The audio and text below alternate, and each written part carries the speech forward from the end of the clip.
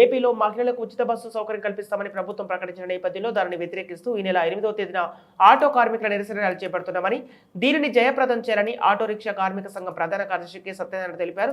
శుక్రవారం విశాఖ సిపిఎం కార్యాలయంలో ఏర్పాటు చేసిన మీడియా సమావేశంలో ఆయన మాట్లాడుతూ ఈ నెల 8వ తేదీన జీవీఎంసీ గాంధీ విగ్రహం నుంచి కలెక్టర్ వరకు ఆటో కార్మికుల నిరసన చేపట్టనున్నారు.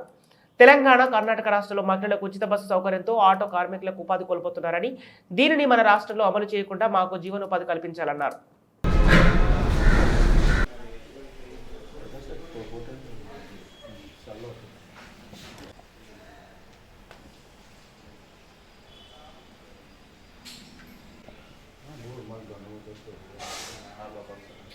నా పేరు K Satyanarayana, Visakha auto rickshaw కార్మిక సంఘం సిఐటియు జిల్లా ప్రధాన కార్యదర్శి.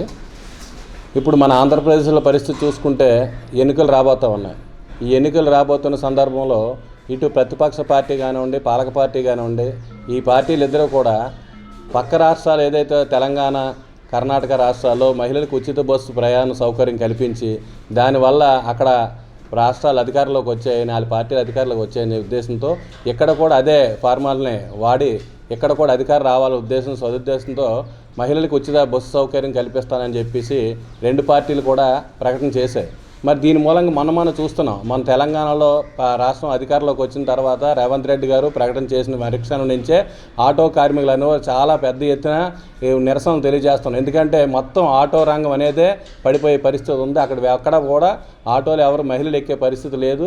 అలాగని చెప్పి బస్సులు ఎక్కడానికి బస్సులు ఉన్నాయంటే బస్సులు కూడా లేని పరిస్థితి అనేది ఉంది.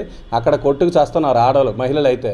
కానీ అలాంటిది అక్కడ ఆల్టర్నేటివ్ ఇంకా ఆలోచిస్తూ ఉన్నారు, ఏం చేయాలో తెలియక. కానీ ఇక్కడ మాత్రం ప్రకటన చేసి మేము అధికారంలోకి వస్తేస్తామని చెప్పేసి తెలుగుదేశం పార్టీ చెప్తే వైఎస్ఆర్ పార్టీ వాళ్ళు ఏకంగా మేము పండగ నుంచి మీకు మహిళలకు ఉచిత బస్సు సౌకర్యం కల్పిస్తామని చెప్పేసి ప్రకటన చేయడం చాలా దుర్మార్గం. చేయొచ్చు, మహిళలకి ఉచిత బస్సు చేయండి, మీరు ఎన్ని సేవలు చేస్తారు చేయండి, ఎన్ని ఉచితాలు ఇస్తారు ఇవ్వండి, మీకు ఉన్నగా డబ్బులన్నీ పంచండి, మేము వద్దాలేదు. కానీ అదే సందర్భంలో ఆ కారణం వల్ల నష్టపోయే వాళ్ళు ఎవరున్నారు, వాళ్ళకి ఏం చేయాలన్న ఆలోచన కూడా చేయాలి.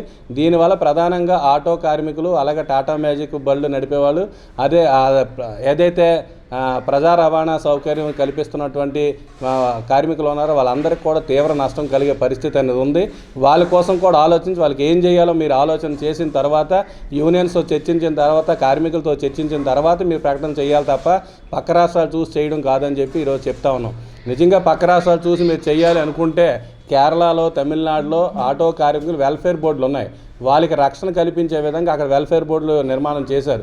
అలాంటి వెల్ఫేర్ బోర్డులు కావాలని చెప్పి గత 10-15 సంవత్సరాలు బట్టి మోటార్ కార్మికులుగా ఆటో కార్మికులు అడుగుతూనే ఉన్నాం.